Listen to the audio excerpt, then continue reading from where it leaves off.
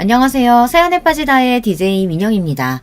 오늘도 두 가지 사연 준비되어 있으니까 끝까지 함께 해주시고요. 그럼 오늘의 사연 함께 만나볼게요. 안녕하세요. 저는 시어머니를 모시며 행복한 일상을 보내고 있는 주부입니다. 나름대로 조금 특별한 사연을 가져오긴 했는데 제가 글솜씨가 없어서 어떻게 여러분께 전달을 잘할 수 있을지 모르겠어요. 저는 중소기업에서 영업일을 하시는 아버지와 가정주부 어머니 밑에서 외동딸로 태어났습니다. 말 그대로 평범한 집안이었어요. 한 푼이라도 아끼기 위해 여름철에는 선풍기로 버티며 유난을 떨기도 하고 특별한 날에는 가끔가다 큰맘 먹고 외식도 하고 그리 풍족하게 자라지는 않았지만 부족할 것도 없는 유년 시절이었어요. 상고를 나와 졸업 후 바로 은행에 취업을 하게 되었습니다. 남편과는 은행 동료의 소개로 만난 사이였어요. 가벼운 마음으로 나간 자리였는데 생각보다 너무 멀끔하고 대화도 잘 통하는 사람이 나와 놀랐었던 기억이 납니다. 남편도 저희 아버지처럼 회사에서 영업일을 하는 사람이었어요. 보통 영업직에 있다고 하면 활발하고 외향적인 성격일 거라고 생각하잖아요. 실제로도 그런 사람들이 많고요. 그렇지만 저희 남편은 영업직과는 전혀 어울리지 않는 사람이었습니다. 나긋나긋한 목소리에 천성이 다정하고 내향적인 사람이었어요. 저는 그런 남편의 다정함과 부드러움에 푹 빠졌고 만난 지 얼마 되지 않아 결혼 이야기까지 오가게 되었습니다. 서로 성격도 잘 맞고 둘 다 결혼 정년기였고 경제적으로도 큰 문제가 없었기에 결혼 준비는 착착 진행되었지만 예상 외의 난관이 있었습니다. 바로 남편 위로 3명의 누나가 있다는 사실이었어요. 남편은 늦둥이였고 가장 큰 누나와는 나이가 거의 20살가량 차이가 났습니다. 남편의 부모님께서 제법 규모 있는 커다란 식당을 운영하셨는데요. 어렸을 적부터 장사를 하시느라 바쁜 부모님 대신 큰 누나가 남편을 키우다시피 했다고 했어요. 나머지 누나들도 보통 누나들보다 남편에게 훨씬 관심도 많고 참견이 심한 편이었습니다. 우리 누나들이 조금 극성이긴 하지. 누나들 눈에는 아직도 내가 어린애처럼 보이나 봐. 어렸을 때부터 장사로 바쁜 어머니 대신해서 누나들이 거의 나를 키우다시피 했다고 하더라고. 특히 큰 누나가 고생을 많이 했다고 들었어. 누나한테 난 동생이 아니라 거의 아들이나 마찬가지일 거야. 그래서 이렇게 매사에 관심이 많은 것 같은데 그래도 결혼하고 나면 지금처럼 하나부터 10까지 참견하지는 않을 거야. 남편은 별 걱정하지 말라며 그저 다른 집안 누나들보다 조금 더 친밀한 사이일 뿐이지 결혼 후까지 극성맞은 시누이 짓은 하지 않을 거라고 말했어요. 하지만 걱정되는 것은 어쩔 수 없었습니다.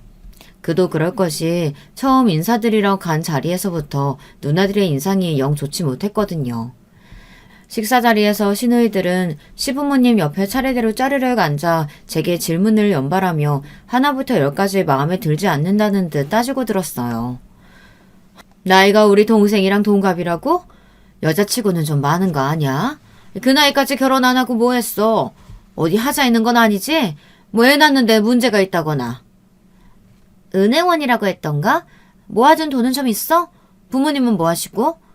설마 결혼하고 바로 일을 그만두고 우리 동생한테 빌부터 살 건 아니지? 아니 근데 아까부터 표정이 왜 그래? 뭐 마음에 안 드는 거 있어? 아니면 우리가 이렇게 질문하는 게 짜증이라도 나나? 어른들 앞에서 표정 관리할 줄도 몰라? 원래 그렇게 사회생활 기초도 못하는 거야? 정신없이 몰아치는 질문들과 핀잔에 혼미할 지경이었어요.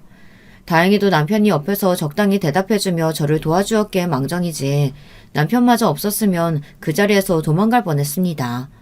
시부모님께서는 장사를 오래 해오셔서 그런지 성격이 몹시 괄괄한 분들이셨고 식사 자리는 굉장히 정신이 없었어요. 솔직히 말하자면 처음으로 인사를 드리고 온 후로 남편과의 결혼이 많이 망설여질 정도였습니다.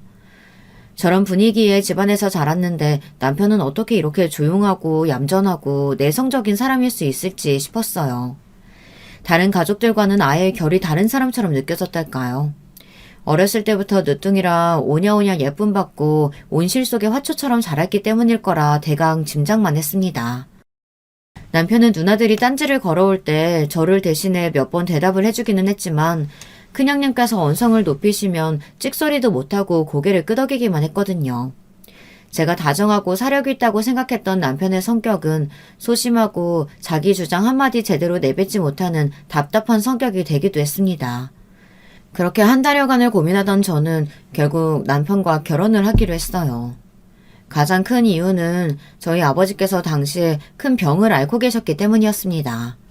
아버지께서는 몹시 위독한 상황이셨고 몇 년 전부터 병상에 누워 계셨기에 아버지께서 돌아가시기 전에 하나뿐인 외동딸이 결혼하는 모습을 보여드려야겠다고 생각했어요.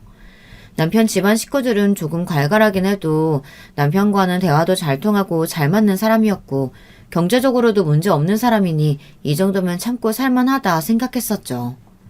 물론 결혼 후에 이 결정을 뼈저리게 후회하긴 했지만요. 그렇지만 솔직히 어떻게 완벽하게 본인 마음에 드는 사람과 만나 결혼을 할 수 있겠어요. 그런 말이 있잖아요. 결혼은 정말 사랑하는 사람과 하는 것이 아니라 결혼할 나이에 옆에 있는 사람과 하게 되는 거라고요. 저는 그렇게 남편과 본격적인 결혼 준비를 시작하게 되었습니다. 그러나 남편의 저의 결혼 준비는 준비 과정부터 영 순탄치 못했어요. 물론 이유는 3명의 시누이들 때문이었습니다. 시누이들은 본인들이 마치 시어머니라도 되는 마냥 결혼식장, 결혼 날짜, 웨딩드레스는 물론 예물, 예단, 심지어 혼수까지도 이 세탁기가 좋다, 저 TV가 좋다, 하나하나 감나라 배나라 참견질을 했습니다. 남편이 중간다리 역할이라도 제대로 해줬으면 참 좋으련만 위에서 얘기했듯이 시누이들 앞에만 서면 엄마 앞에 5살 먹은 어린애 마냥 구는 남편 때문에 머리가 아플 지경이었어요. 물론 어느 정도 예상은 했던 일이지만 매번 같은 일을 반복하려니 가슴이 참 답답하더라고요. 처음에 몇 번은 형님, 이런 건 저희들이 알아서 상의해서 결정할게요. 얘기를 드려보기도 했지만 원래 이런 건 어른들 말 듣는 거라며 남편 성격 생각하면 알아서 잘할 리가 없다고 본인들이 시키는 대로 하는 게 맞다 고집을 피우는 통에 말싸움 하기 싫어 그저 내내 대답하다 보니 남편과 결혼을 하는 건지 시누이들과 결혼을 하는 건지 구분이 되지 않을 수준이었습니다. 참다 못해 시부모님께 도움을 청해보기도 했지만 시어머니께서는 살림에 소홀했던 본인 때문에 시누이들이 남편을 아들같이 키워 조금 극성맞은 거라고 저보고 이해하라는 말씀만 반복하셨어요. 몇 번이고 결혼을 뒤엎을까 생각도 했지만 병상에 누워 계시는 아버지를 생각하며 참고 또 참았습니다. 그렇지 않아도 하나 있는 딸이 결혼이 늦어져 걱정이 많으셨던 분인데 겨우 성사되었던 결혼이 엎어지기라도 한다면 그 충격에 몸 상태가 더 악화되실까 걱정이 되었거든요. 큰형님과 작은형님께서도 참견이 몹시 심하셨지만 제게 가장 까다롭게 구셨던 건 막내 형님이었습니다. 일찍이 결혼하셔서 슬하에 자식을 두고 계시던 큰형님과 작은형님과는 다르게 남편과 7살 차이가 나는 막내 형님께선 미혼이셨거든요. 특별한 이유가 있나 싶었는데 알고 보니 3번이나 파혼을 하셨다고 하더라고요. 2번 다 남자 쪽에서 파혼하자고 했었고 이유는 막내 형님의 말도 안 되는 결혼 요구 조건 때문이었습니다. 막내 형님께서는 제가 첫 만남에서 처음 만나 뵙고 감탄했을 정도로 눈에 띄는 미인이셨는데요. 그런데 왜 지금껏 결혼을 못하셨을까 의아했었는데 세상 모든 일에는 다 이유가 있더라고요. 사람이 얼굴값을 한다고 막내 형님께서는 화장품이며 명품이며 버시는 돈의 대부분을 사치품을 구매하는 데 사용하셨고 결혼을 약속한 남자들에게 몇십억짜리 아파트며 값비싼 결혼 반지를 요구하셨다고 하더라고요. 그 조건에 도저히 맞출 수 없었던 남자들은 하나같이 도망갔고 결국 막내 형님께서는 마흔이 다 되어가는 나이까지 결혼을 하지 못하고 계셨던 거예요.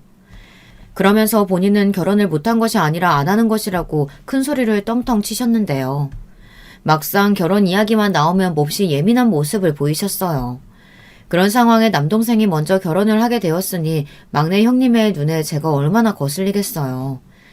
당연히 하나부터 10까지 딴지를 걸며 꼬투리 잡기에 바빴고 제가 준비해간 예물이며 예단이 너무 형편없네.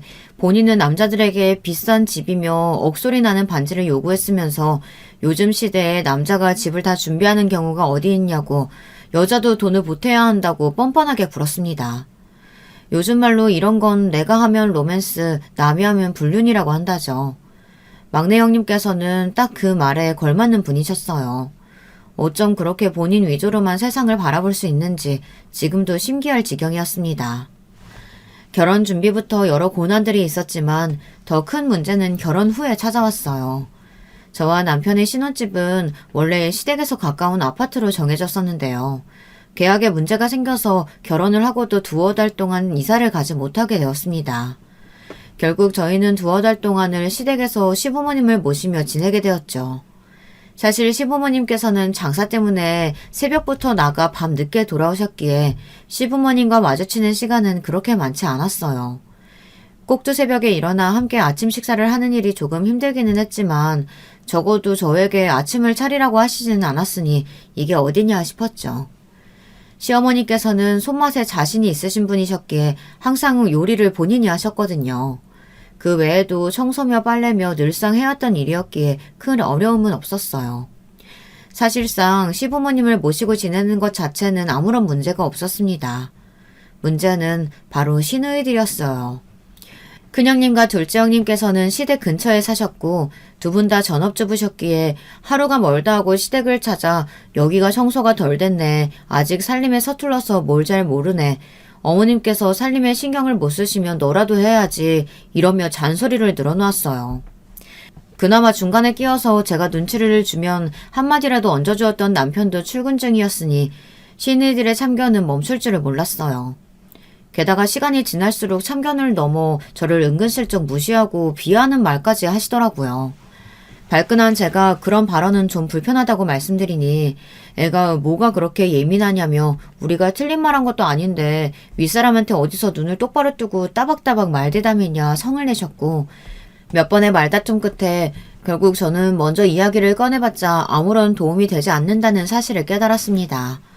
그렇게 저는 형님들의 잔소리를 한 귀로 듣고 한 귀로 흘리는 방법을 터득했고 매일 낮 시간마다 형님들 앞에서 불경이라도 듣는 기분으로 지내게 되었습니다. 사실 두 형님들께서 매일같이 찾아와 낮 시간 동안 소파에 앉아 차를 마시며 제게 잔소리를 늘어놓는 것은 그리 큰 문제도 아니었어요. 앞서 말했던 대로 그저 한 귀로 듣고 한 귀로 흘리면 그만이니까요. 가장 큰 골칫덩이가 따로 있었습니다. 여러분께서도 어느 정도 예상하셨겠지만 바로 막내 형님이었어요. 막내 형님께서는 미혼이셨기에 시부모님과 함께 시댁에서 지내고 계셨는데요. 형님께서는 백화점 판매원으로 일하고 계셨는데 일하느라 피곤하다며 새벽 아침 식사에는 참여하지 않으셨어요. 대신 9시쯤 느지막이 일어나 아침 식사를 따로 하셨는데요. 그걸 또 제가 일일이 차려서 대령해야 했습니다. 손이 어찌나 고급이신지 스스로 밥을 못 차려 드신다고 하더라고요. 제가 시댁살이를 시작하기 전에는 어떻게 밥을 차려 드셨는지 알 수 없는 일이었죠. 설마 하니 식당에 일 나가신 시어머니가 막내 형님 밥을 차려주려고 다시 돌아오시지는 않았을 거고 말이에요. 새벽부터 시어머니께서 해놓고 가신 음식을 데워 내어드리는 일이라 밥상을 차려드리는 일 자체는 그렇게 어렵지 않았어요. 하지만 매일같이 시간에 맞춰 시부모님도 아니고 시누이 아침을 대령하려니 정말 한여라도 된 듯한 기분이더라고요. 게다가 갈수록 요구사항도 어찌나 다양한지 앞으로는 식전에 사과랑 야채들을 갈아서 야채 주스를 만들어 오라니 본인 밥은 잡곡밥으로 따로 해서 가져오라니 처음 몇 번은 괜히 말싸움하기 싫어 시키는 대로 대령해 주었지만 막내 형님의 만행은 거기서 끝나지 않았습니다. 막내 형님께서는 항상 본인의 빨랫감을 제게 던지듯 맡기며 세탁소에 맡기라고 시켰어요. 비싼 옷들이니 특별히 손빨래를 해야 한다고 당연히 저에게 빨래를 떠넘겼어요. 너무나 황당한 마음에 제가 왜 형님 빨래를 손빨래까지 해야 하나요 하니 집에서 살림하는 사람이 그 정도는 당연히 해야지 왜 못하냐면서 집에서 놀고 먹으려고 그랬냐 적반하장으로 화를 내더라고요. 형님의 요구는 점점 도를 지나쳐갔고 결국 참다 못한 저는 먼저 이야기를 꺼내게 되었습니다. 형님, 솔직히 너무하신 거 아니에요? 제가 한두 번은 해드리는데 갈수록 정도가 지나쳐서요. 저 이 집 가정부 아니에요. 형님 전용 하녀도 아니고요. 밥 차려드리는 거야 제가 집에서 살림하니 해드린다지만 야채 주스며 잡곡밥이며 제가 요리사라도 되는 줄 아세요? 빨래도 그래요. 식구들 옷 세탁하면서 형님 뭐 같이 하는 건 어려운 일 아니에요. 근데 손빨래요. 형님 옷이 손빨래 해야 할 게 한둘이에요? 명품이다 뭐다 끔찍하게 아끼시는 분이 왜 빨래는 직접 안 하시고 저한테 맡기세요? 게다가 뭐 세탁소에 맡기는 옷들은 알아서 맡겨지고 알아서 집으로 배달 오는 줄 아세요? 형님 바쁘시다 어쩌다 하시면서 매일 10시가 돼서야 출근하시고 퇴근하시고도 사람들이랑 술 마시러 다니기 바쁘잖아요. 형님 빨래에서 술 냄새 장난 아니에요. 매일 새벽에 몰래 들어오셔도 가족들 다 알아요. 그럴 시간 있으면 본인 빨래도 직접 좀 하시고 그렇게 좋아하시는 잡곡밥도 본인이 손으로 해드시지 그래요? 뭐야? 어디서 윗사람한테 이래라 저래라야. 그 싸가지는 어디서 배워먹었니? 너 가정교육 그렇게 받았어? 내가 몇 시에 출근을 하든 퇴근하고 뭘 하고 돌아오든 그게 너랑 무슨 상관인데? 그동안 알겠다 하면서 속으로는 아주 내 욕을 뒤집어지게 했겠다. 내 동생한테 어쳐 살려고 일도 그만두고 살림하면서 이 정도는 감수해야 하는 거 아니야? 제가 남편 뒷바라지 하려고 일 그만뒀지 형님 뒷바라지 하려고 살림 시작한 건 아니잖아요. 막말로 형님 말씀대로 제가 얹혀 사는 건 남편인데 왜 형님이 생색이세요? 제가 지금까지는 남편하고 시부모님 생각해서 참고 또 참고 형님 비위 맞춰드렸지만 더는 못하겠네요. 앞으로 저한테 뭐 시키지 마세요.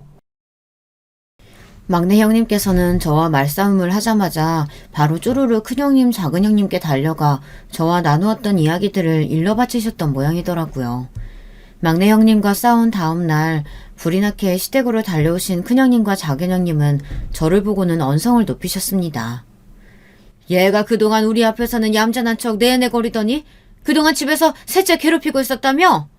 너 그동안 셋째 밥만 대충 차려주고 빨래도 쏙 빼놓고 하고 개무시했다는 거 그거 사실이야? 너 정말 무서운 애다. 얘, 너 그렇게 안 봤는데 사람이 그렇게 앞뒤가 다르면 안 되는 거 아니야? 너 이러는 거 우리 어머니 아버지랑 동생도 알아? 동생이랑 매일같이 우리 뒷얘기한 거 아니냐고. 너 내가 처음부터 인상이 안 좋다 했어. 어디서 저런 여시 같은 애가 우리 집에 굴러 들어와가지고 순진한 우리 동생 꼬셔가지고 제대로 한몫 잡겠다 이거야? 그게 무슨 말씀이세요? 저 한 번도 남편한테 형님들 욕해본 적 없어요. 그리고 막내 형님을 제가 일부러 괴롭히다뇨. 말도 안 돼요. 오히려 제가 그동안 형님한테 다 맞춰드리느라 얼마나 힘들었는데요. 두 분의 말씀에 너무 어이가 없었던 저는 절대 그런 게 아니다. 남편한테 한 번도 형님들 얘기를 해본 적 없다. 지금까지 막내 형님께서 요구하셨던 것들 전부 맞춰드렸는데 더 이상은 너무 힘들어서 그런 거다. 막내 형님께서 어떻게 이야기를 전하셨는지는 모르겠지만 막내 형님 말씀만 듣고 저한테 와서 바로 따지시니 너무 섭섭하다. 전 그래도 그동안 형님들이 말씀하시는 것들 잘 듣고 배우려고 했고 모든 게 낯선 환경이지만 그래도 여기에 잘 적응하려고 나름대로 노력 중이었는데 두 분 다 정말 너무하시다며 울음을 터뜨렸어요. 제가 눈물을 보일 거라고는 예상하지 못하셨는지 두 형님들께선 애써 딴청을 부리시며 우리가 뭘 어쨌다고 또 울기까지 하냐며 앞으로 조심하라 경고를 하시고는 자리를 떠나버리셨습니다. 너무 억울하고 슬픈 마음이었지만 어쩔 도리가 없었어요. 불행 중 다행으로 그쯤 아파트 계약이 마무리되어 시댁살이를 청산하고 신혼집으로 들어가게 되었습니다. 아파트로 이사를 한 후로는 시댁 식구들을 만날 일이 드물어 숨통이 조금이나마 트이는 기분이었어요. 그러나 얼마 지나지 않아 또 한 번 일이 터졌습니다. 적지 않은 연세로 매일 새벽같이 가게에 나가 일을 하시던 시아버지께서 갑작스레 심근경색으로 쓰러지신 겁니다. 시아버지께서 병원으로 급히 실려가셨지만 처치가 늦어 뇌에 심각한 손상이 생겼고 그렇게 뇌사에 빠지셨습니다. 하루아침에 시아버지가 병상에 누우시게 되자 시어머니께서는 큰 충격에 빠지셨어요. 가게 문까지 닫으시고 시아버지 곁에서 머물며 지극정성으로 간호를 하셨지만 결국 시아버지께서는 얼마 버티시지 못하고 돌아가시게 되었습니다. 비극은 거기서 끝이 아니었어요. 가족들 모두 시아버지께서는 아마도 다시 일어나지 못하고 돌아가실 거라고 예상하고 있었지만 시어머니께서는 그래도 신랄 같은 희망을 잡고 계셨던 모양입니다. 시아버지께서 돌아가신 후 시어머니께서는 충격으로 쓰러지셨고 한참이 지나 다시 눈을 뜨신 시어머니께서는 치매 증상을 보이시기 시작했습니다. 시어머니의 기억은 아주 옛날에 멈춰있는 듯 했어요. 본인께서 3명의 딸과 1명의 아들을 슬하에 두고 있다는 사실은 알고 계셨지만 그들이 나이를 먹을 대로 먹어 벌써 자식까지 있는 나이라는 사실을 인지하지 못하시더군요. 시어머니의 기억 속에 딸들과 아들은 아직도 어린아이였고 당연히 저와 남편은 물론이고 시누이들까지 알아보지 못하셨습니다. 시어머니께서는 시도 때도 없이 시아버지를 찾으셨고 그럴 때마다 가족들은 시아버지는 돌아가셨다고 설명해드렸지만 시어머니께서는 소리를 지르며 내 남편 어디 갔냐, 니네가 숨겨놨지 하시며 악을 바리바리 쓰셨습니다. 처음에는 우리 어머니 어떡하냐며 엉엉 울고 매일같이 병원에 발도장을 찍던 시누이들은 점점 그런 시어머니의 폐악질에 견디다 못해 발길을 끊기 시작했습니다. 저는 매일같이 어머니의 곁을 지키며 간호했지만 어머니께서는 저를 전혀 알아보시지 못했어요. 몇 번이나 며느리라고 말씀을 드렸지만 우리 아들은 이제 10살 배기인데 어떻게 며느리가 있겠냐며 거짓말하지 말라고 제 말을 믿지 않으셨습니다. 결국 저는 가족들은 모두 멀리 있고 시어머니께서는 몸이 아프셔서 병원에 입원해 계신 거라며 건강해지면 가족들을 다시 만날 수 있다고 설명드렸지만 시어머니께서는 본인은 멀쩡한데 왜 병원에 가둬놓냐며 그마저도 받아들이지 못하시고 매일 병원을 나가겠다 떼를 쓰셨습니다. 결국 그런 시어머니를 두고 가족회의가 열렸어요. 큰형님, 작은형님 부부와 막내형님, 그리고 저희 부부까지 모두 한자리에 모이게 되었습니다. 침묵만 맴돌던 가족회의에서 가장 먼저 입을 연 것은 큰형님이었어요. 어머니, 저대로 계속 병원에 둘 거야? 병원비도 한두 푼도 아니고 의사 말로는 치매 증상이 시작되면 다시 정신이 돌아오는 경우가 거의 없다고 하던데. 병원에 입원한다고 마땅한 치료법이 있는 것도 아니고 그냥 집으로 모셔야지. 그래, 어머니 저렇게 계속 병원에 가다 두는 것도 너무 죄송스러워. 이야기는 점점 어머니를 병원에서 퇴원시키고 집에서 모시자는 쪽으로 흘러갔고 저와 남편은 그저 시누이들끼리 이야기하는 것을 지켜보고 있을 뿐이었습니다. 너네도 알다시피 나 첫째가 지금 고3이야. 안 그래도 애가 얼마나 예민한데 집에 치매 걸린 어머니를 모실 수가 있겠어? 발소리 하나 TV 소리 하나 크게 못 내서 온 집안이 큰애 눈치 보느라 나도 죽을 지경이야.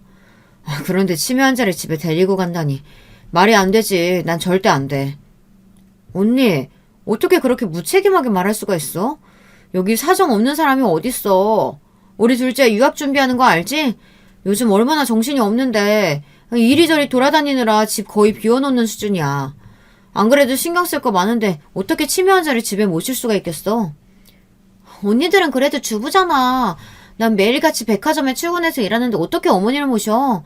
집에 있는 시간이 긴 사람이 모시는 게 맞지. 난 빼고 얘기해줘. 그래, 너 말 한 번 잘했다. 솔직히 말해서 여기서 어머니 모시기에 제일 적합한 사람이 누구겠니? 하루 종일 아무것도 안 하고 남편한테 빌부터 사는 애 딱 하나 있네. 그러게, 생각해보니까 적임자가 있네. 그동안 혼자 억울한 척 착한 척은 다 하더니 어머니 치매 걸리셨다고 이제 와서 모른 척 할 건 아니겠지? 설마 사람이 양심 있으면 그러진 않겠지. 한마디도 안 하고 지금까지 입 꾹 다물고 있는 걸 보니 그럴 생각인지 아닌지는 모르겠는데. 그렇게 그 자리에 모든 사람들의 시선이 저에게 집중되었고 몹시 당황스러운 심정이었습니다. 솔직히 먼저 어머니를 집에서 모시자고 이야기를 꺼낸 것은 본인들이면서 이렇게까지 당연하다는 듯 제게 어머니를 떠밀 것이라고는 상상조차 못했거든요. 게다가 다른 사람도 아니고 본인들의 어머니인데 아무리 치매에 걸리셨다고 한들 이렇게 나몰라라 할 수 있는 건가요?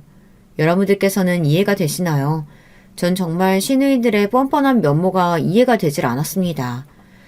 저는 저희 아버지께서 처음 쓰러지시고 병상에 누우셔서 손발도 제대로 못 가누시게 되었을 때 하나부터 열까지 다 수발을 들어야 했던 상황에서도 아무런 불평 불만 없이 아버지를 모셨었거든요. 그게 지금껏 저를 낳아주시고 키워주셨던 아버지에게 은혜를 갚는 길이라고 생각했고 아버지께서 돌아가실 때까지 한 번도 힘들다거나 아버지를 원망스럽게 생각해 본 적이 없었습니다. 오히려 아버지께서 고통스러워하시고 힘들어하시는 모습을 보면 가슴이 미어질 듯 아프기만 했죠. 그런데 어떻게 시누이들은 친딸이라는 사람들이 본인들을 알아보지도 못하는 시어머니를 남에게 떠넘길 생각부터 할 수가 있는 걸까요? 그것도 지금껏 그렇게 효녀들인 척, 집안 사람들을 위하는 척 저에게 하나부터 열까지 핀잔 주고 잔소리를 쏟아냈던 사람들이 말이죠. 이렇게 갑작스럽게 말씀하시니 좀 당황스럽긴 하네요. 솔직히 저 같으면 저희 어머니께서 쓰러지셨으면 상황이 어떻든 제가 먼저 모시려고 했을 것 같은데 아무리 시어머니란들 피 한 방울 안 섞인 제가 당연히 치매에 걸린 어머니를 모셔야 한다는 결론이 이치에 맞는 일인가요? 형님들 형편이 어려운 것도 아니고 제가 전문 간병인도 아니고 다 같이 돌아가면서 어머니를 모시거나 전문 요양원에 모시는 게 맞다고 생각하는데요. 제 입에서 나온 요양원이라는 말에 시누이 셋은 모두 발작이라도 하는 듯 언성을 높이며 고래고래 소리를 질렀습니다. 저 요망한 것이 어머니 저렇게 되시니 바로 태도 바꾸는 꼴을 보라면서요. 어디 딸들이 눈 시퍼렇게 뜨고 살아있는데 어머니를 시설에 처박으려고 하냐. 말이 되는 소리를 해라 화를 내셨고 저는 그런 반응이 도통 이해가 되질 않았습니다. 그렇게 어머니를 걱정하는 효녀라면 앞다투어 어머니를 모시겠다고 나서야 하는 거 아닌가요? 왜 본인들은 이런저런 핑계를 대며 빠져나가면서 저는 당연히 어머니를 모셔야 한다는 결론이 나는 건지 도저히 정상인의 사고방식으로는 이해할 수가 없더라고요.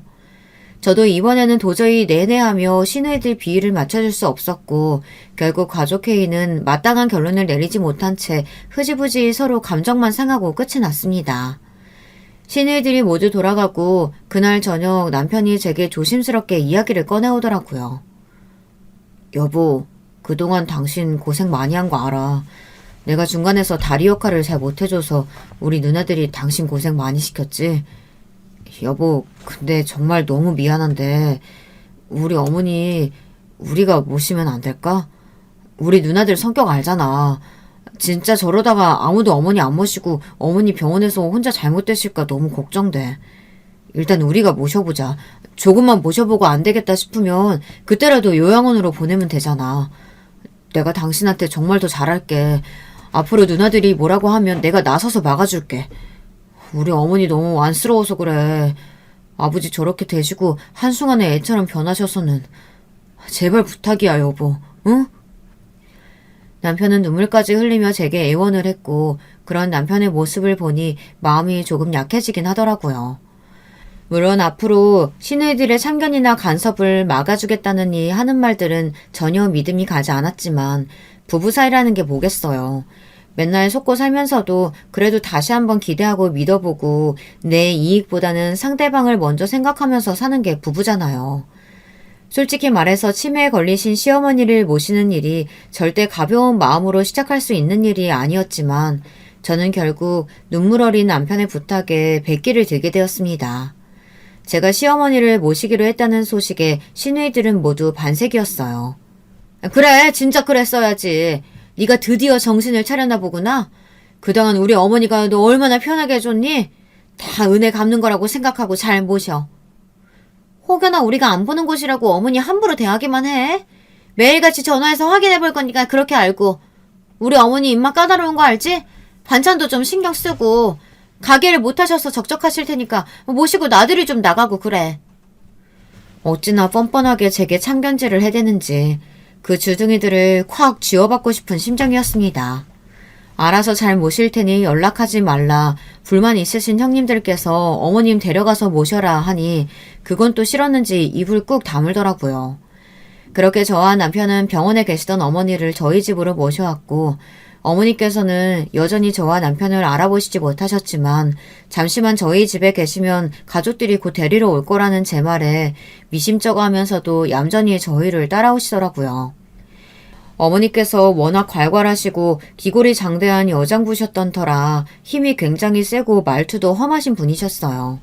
정신이 멀쩡하실 때는 그런 어머니가 참 든든하고 대단하게 느껴질 때가 많았지만 어린아이처럼 변해버리신 지금은 혹여나 불상사가 일어날까 걱정이었는데 생각보다 일이 잘 풀려 다행이었습니다.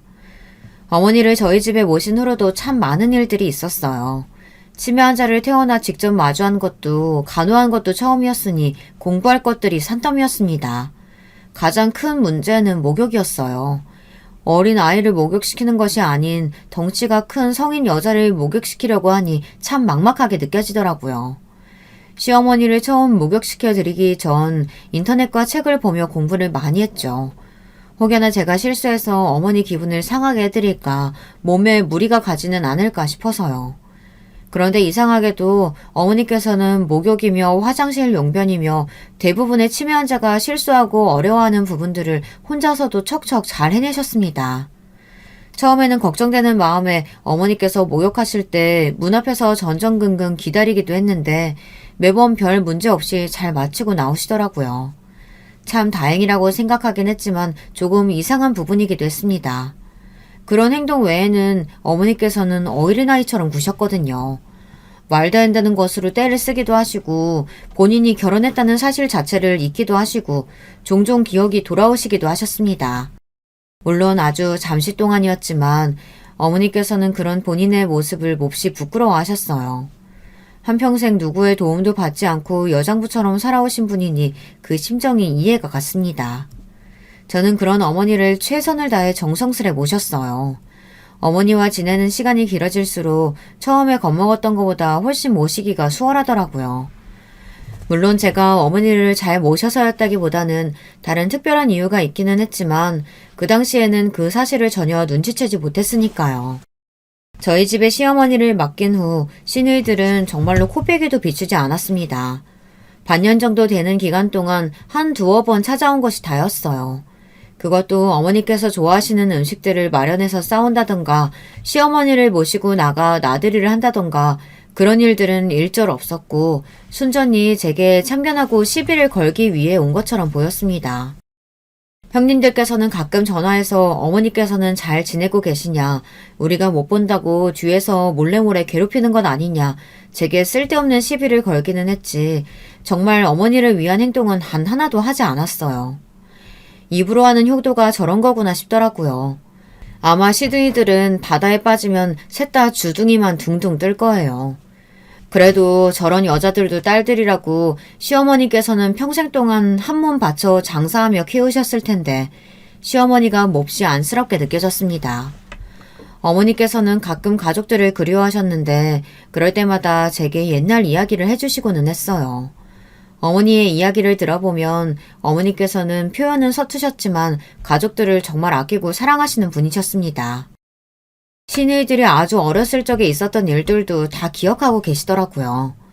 그런 분을 이렇게 나몰라라 남이나 다름없는 며느리에게 떠맡겨놓고 관심도 없는 딸들이라니 정말 마음이 아팠습니다.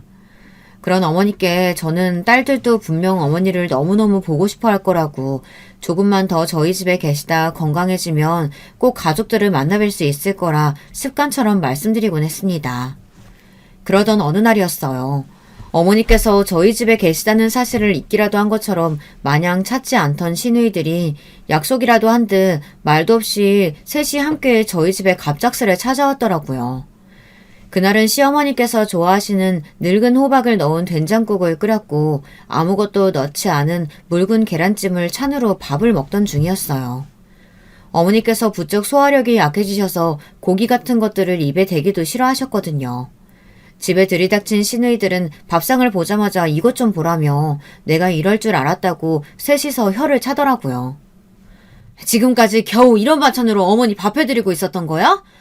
내가 이럴 줄 알았어. 큰애 때문에 잠깐 신경 좀 못 썼다고 이렇게까지 어머니를 푸제접해도 돼? 우리 어머니 고기 없으면 밥 안 드시는 거 몰라? 내가 진작부터 와서 확인을 좀 했어야 되는데 참나. 형님 그런 거 아니에요. 어머님 요즘 소화기가 많이 약해지셔서 드시는 게 예전 같지가 않아서요. 된장국도 어머님이 좋아하셔서 끓인 거고 요즘 제일 잘 드시는 반찬이 계란찜이에요. 얘가 어디서 뻔뻔하게 거짓말이야?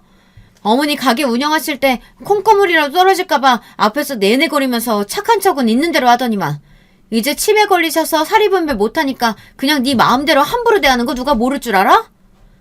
언니들 그러니까 내가 말했잖아. 매일같이 와서 확인을 해야 한다니까. 이럴 줄 알고 말 안 하고 왔지. 온다고 했으면 또 어떤 표정으로 연기를 했을지. 어머님 조금 아프셔서 그렇지 사리 분별은 다 하세요. 어머니 앞에서 그게 무슨 말씀들이세요? 큰딸도 못 알아보시는 분이 무슨 사리 분별은 사리 분별이야. 언제까지 그렇게 착한 척 할 거니? 예, 어머니 가게 전세 계약서랑 통장 집에 있지? 네? 갑자기 그건 왜 찾으세요? 그런 서류 같은 건 본 적 없는데요. 네가 혹시 가져다가 뒤에서 딴짓이라도 할까봐 그런다 왜? 진짜 본 적 없어? 없을 리가 없을 텐데. 너 지금 알면서 모르는 척 하는 거지? 제가 무슨 딴짓을 한다고 그러세요, 형님. 저 정말 몰라요. 됐다. 이제 충분하니 다들 그만 좀 해라. 시어머니의 호통에 다들 놀라 어머니를 바라봤어요. 어머니께서 타이밍 좋게 잠시 정신이 돌아오신 건가 싶었지만 뒤이어 이어진 어머니의 말씀에 집안이 발칵 뒤집혔습니다. 세아가, 나 사실 치매 걸린 거 아니다. 남편 죽고 나서 잠깐 정신이 이상했던 건 사실이지만 지금은 아주 멀쩡해. 그때 형님들 표정을 저만 봤다니 다시 생각해도 아쉬워요. 경악과 당황으로 물든 표정이 어찌나 볼만하던지요. 큰형님께서는 딸리는 목소리로 이거 지금 어머니께서 헛소리 하시는 거지 하며 현실을 부정하셨고 작은 형님과 막내 형님께서도 당황하셨는지 제대로 대답도 하지 못하고 입만 뻐끔대고 있었습니다. 헛소리? 네가 듣기엔 이게 헛소리처럼 보이냐? 가게 계약서랑 통장은 다 어디다가 빼돌리려고? 이 못된 거사! 이어진 시어머니의 호통에 큰형님께서는 냅다 바닥에 무릎을 꿇고는 어머니의 바지가랑이를 붙잡으셨어요. 뒤이어 작은 형님과 막내 형님까지 어머니에게 달라붙어 어머니 저희가 얼마나 걱정했는지 아시느냐며 돌아오셔서 다행이라고 거짓 눈물까지 보이더라고요. 당연히 그간 멀쩡한 정신으로 형님들이 하는 꼴을 봐오셨던 어머니께서는 그런 거짓 눈물에 눈 하나 깜빡하지 않으셨습니다. 내 배나 내 손으로 키운 것들이 피 한 방울 안 섞인 며느리보다 못할 거라고는 상상조차 못했다. 치매 걸린 애미는 나 몰라라 하면서 돈은 받아가고 싶더냐? 꼴도 보기 싫으니까 당장 썩 꺼져라! 결국 시누이들은 모두 쫓겨나듯 집을 떠났고 한바탕 벌어진 난리에 저는 아직도 어안이 벙벙했어요. 도대체 어떻게 된 일인가 하니 시어머니께서는 저를 앉혀놓으시고 긴 이야기를 시작하셨습니다. 알고 보니 시어머니께서는 엄청난 부잣집 출신이셨어요. 원래대로라면 집안에서 정해준 정혼자와 결혼해 탄탄대로 인생을 살아가셔야 했겠지만 시어머니의 아버지 회사에서 일하던 평범한 직원인 시아버지와 사랑에 빠져 집안의 반대를 무릅쓰고 독립하셨던 것이었습니다. 회사를 그만둔 시아버지와 시어머니께서는 함께 작은 가게를 차렸고 두 분이서 밤낮으로 열심히 일하며 지내온 덕에 지금은 제법 규모가 큰 식당이 되었다고 합니다. 그렇게 가족들과의 연을 끊고 살아가시던 어느 날 시어머니의 부모님께서 교통사고로 한날 한시에 돌아가시게 되었습니다. 소식을 들은 시어머니께서는 장례식장에 찾아갔는데 거기서 만난 변호사가 몹시 의외의 말을 전해왔다고 합니다. 바로 시어머니께서 200억짜리 건물을 상속받게 되었다는 사실이었죠. 오래전 집안과 연을 끊고 나와 살았던 시어머니였기에 전혀 예상하지 못했던 소식이었고 변호사에게 이유를 물으니 시어머니의 형제들은 오래전부터 유산 때문에 상속 싸움을 하느라 집안이 시끄러웠고 시어머니의 부모님께서는 본인들 뜻을 거스르고 집을 나가긴 했지만 적어도 다른 형제들처럼 본인들 욕심에 추한 꼴을 보이지 않았던 시어머니에게 가장 큰 유산을 남겨놓고 가신 것입니다. 그렇게 시어머니께서는 갑작스레 200억짜리 건물의 소유주가 되셨지만 그 사실을 가족들에게 모두 비밀로 했다고 했습니다. 아마 시어머니의 형제분들을 보며 느낀 바가 있으셨던 거겠죠. 유산이 많아봤자 형제 자매들끼리 사이만 나빠질 뿐이라고 생각하셨던 것 같습니다. 그렇게 본인에게 건물이 있다는 사실을 숨기고 오랜 세월 살아오시다가 시아버지께서 갑자기 쓰러지시고 나서 본인도 언제 어떻게 쓰러질지 모른다는 위기감이 드셨다고 합니다. 시어머니께서는 슬슬 건물에 대한 이야기를 자식들에게 꺼내야겠다고 생각을 하셨고 그 이야기를 하기 위해 자식들 모두 시아버지께서 입원해 계시던 병원으로 불렀습니다. 그러나 시어머니께서는 병실 문 앞에서 큰형님과 작은형님께서 나눈 이야기를 몰래 엿듣고는 마음이 복잡해지셨다고 합니다.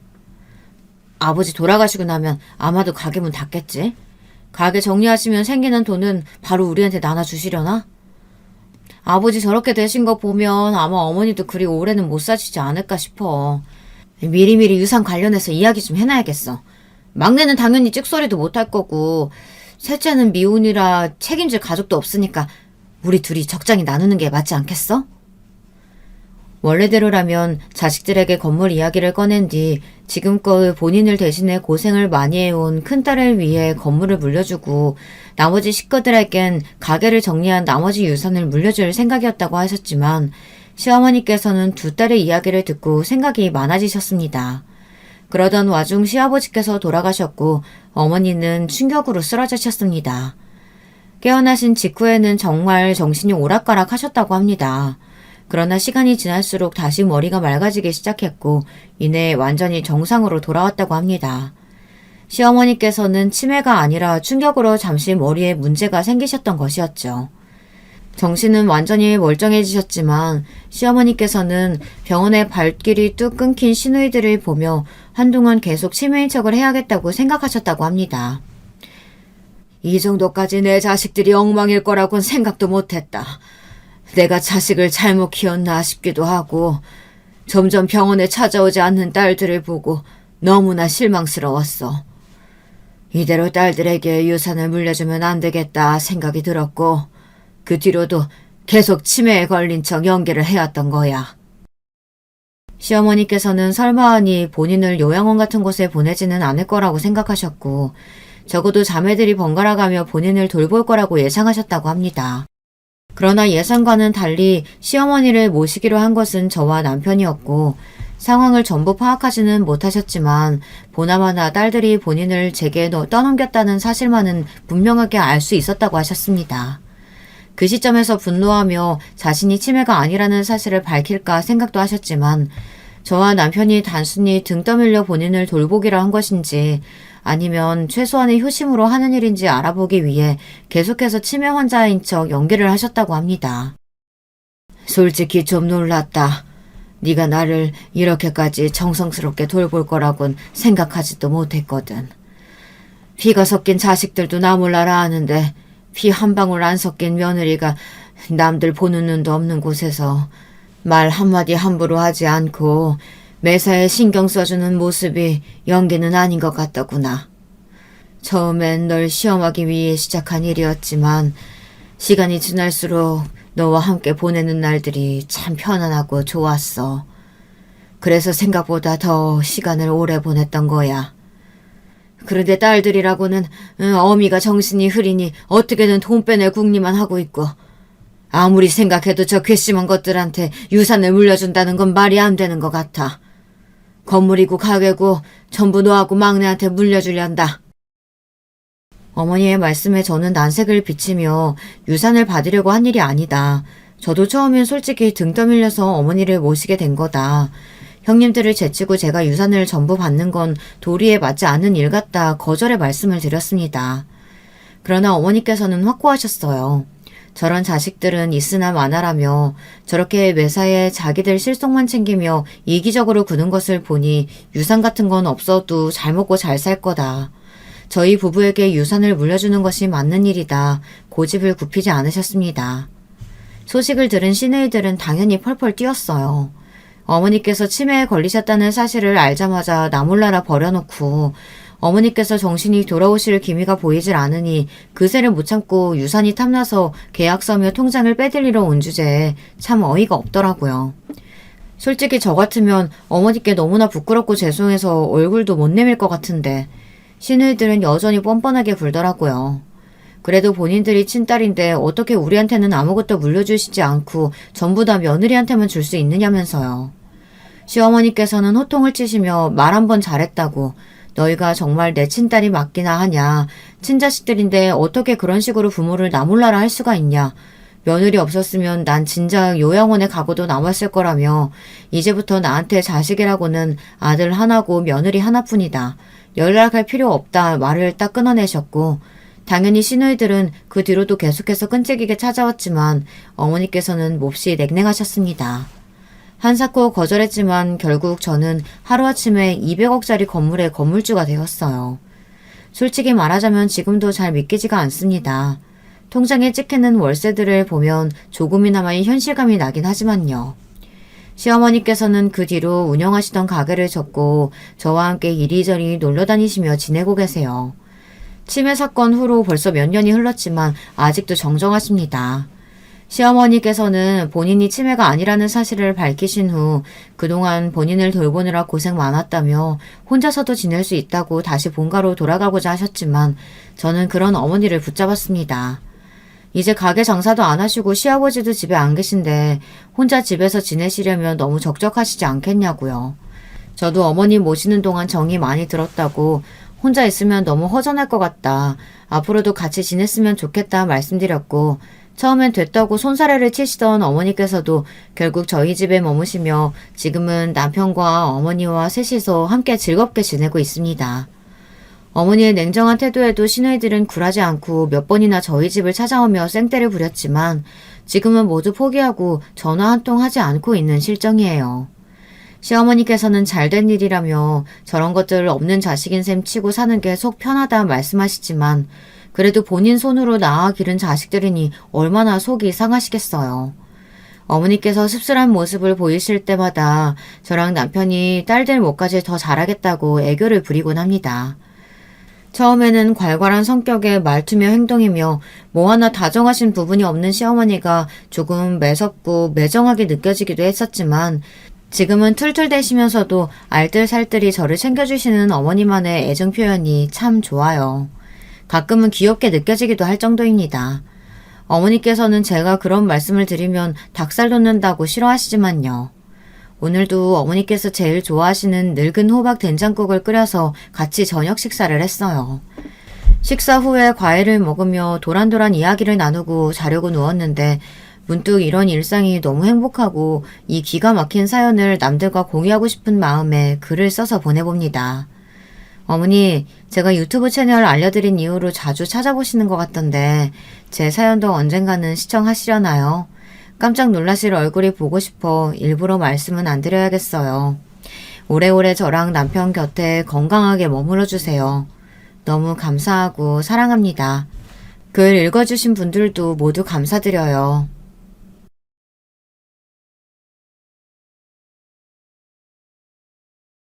여러분, 두 번째 사연 시작하기 전에 좋아요, 구독 꼭 눌러주실 거죠? 그럼 두 번째 사연 바로 시작합니다. 물에 빠진 놈 구해줬더니 보따리 내놓으라고 한다 라고 하는 유명한 속담 다들 아시죠? 살면서 이런 사람 안 만나보신 분은 아마 없을 텐데요. 그런데 그 물에 빠진 놈이 보따리가 아니라 아주 집, 차, 집안 재산 다 내놓으라고 한다면 기분이 어떠실 것 같나요? 네, 제가 오늘 들려드릴 사연은 그 물에 빠진 놈 구해주려다 오히려 제가 된통 당할 뻔한 얘기입니다. 그 주인공 누구인지는 듣다 보면 등장하니까 끝까지 한번 잘 들어주세요. 저는 올해 결혼한 지 10년 차 되는 주부입니다. 남편이랑은 친구의 소개로 만나서 1년간 잘 연애하다가 무사히 결혼에 꼴이 냈고 현재 8살, 5살 아이들을 키우고 있습니다. 저는 홀어머니 밑에서 어렵게 자랐습니다.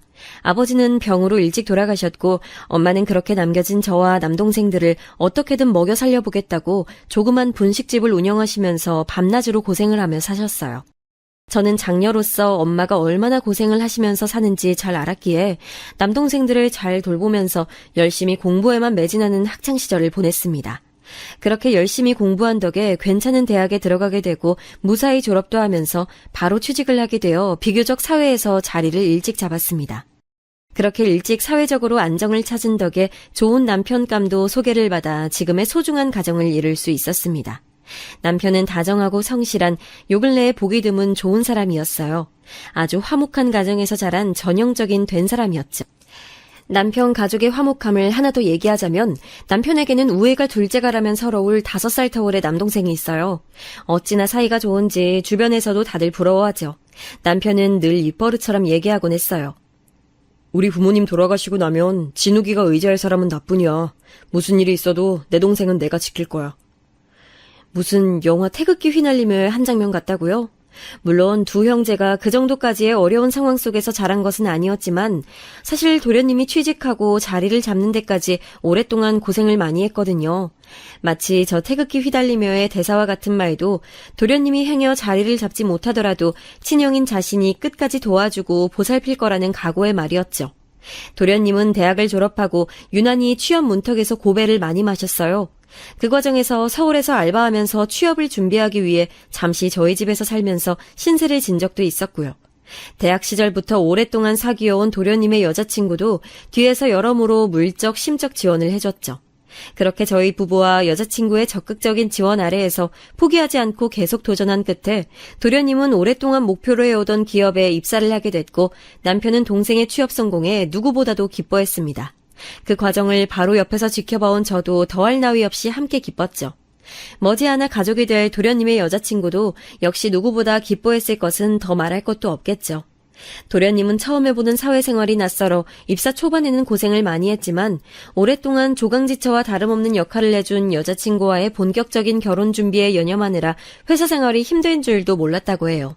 얼른 결혼해서 사랑하는 아내와 좋은 가정을 이루는 게 오랫동안 기다려준 여자친구와 부모님, 형과 형수에게 보답하는 길이라면서요. 도련님의 여자친구 유진 씨는 저와 남편도 몇 번 같이 본 적이 있는데 정말 참하고 괜찮은 사람이었어요. 손윗동서인 제가 우리 집안의 가족으로 맞이하면 더할 나위 없겠다고 생각할 정도였으니까요. 동서지간에 서로가 서로를 정말 괜찮은 사람이다라고 생각할 수 있다는 것은 정말 적은 확률로 일어날 수 있는 일인 거 모두 잘 아시죠? 그런데 저와 유진 씨는 그게 가능했어요. 그만큼 유진 씨가 좋은 사람이었기 때문이에요. 사실 이미 10여 년간 도련님의 곁을 지키면서 끊임없이 역경을 함께한 모습에서 그게 증명이 된 거였죠. 그렇게 도련님이 회사 생활한 지 2년 차쯤 되었을까요? 드디어 도련님이 결혼을 하게 된다고 가족들에게 발표를 하고 새색시를 소개하겠다고 하며 시부모님과 남편과 제가 함께하는 식사 자리를 마련했습니다. 저는 그때까지만 해도 조금 의아했어요. 이미 가족과 다름없었던 도련님의 여자친구 유진 씨를 굳이 뭘 소개까지 하고 인사를 시키나 하는 생각이 들었거든요. 그만큼 도련님과 유진 씨의 결혼은 이미 예정되어 있는 거나 마찬가지였기 때문이에요. 그러나 저는 이때까지만 해도 앞으로 벌어질 엄청난 일은 아예 상상도 하지 못했어요. 그렇게 도련님의 새색시를 저희에게 인사시키던 날 문을 열고 들어온 새색시의 등장에 저희는 모두 깜짝 놀랄 수밖에 없었습니다. 유진 씨는 온데간데 없고 웬 처음 보는 아가씨가 들어오면서 도련님의 신부 될 사람이라고 인사를 하는데요. 저와 남편은 말없이 서로를 번갈아 보며 당황한 기색을 감출 수 없었습니다. 그저 이게 뭐지? 깜짝 이벤트인가? 몰래카메라인가? 하는 생각만 들 뿐이었습니다. 안녕하세요. 진욱 오빠랑 결혼 약속한 정수민이에요.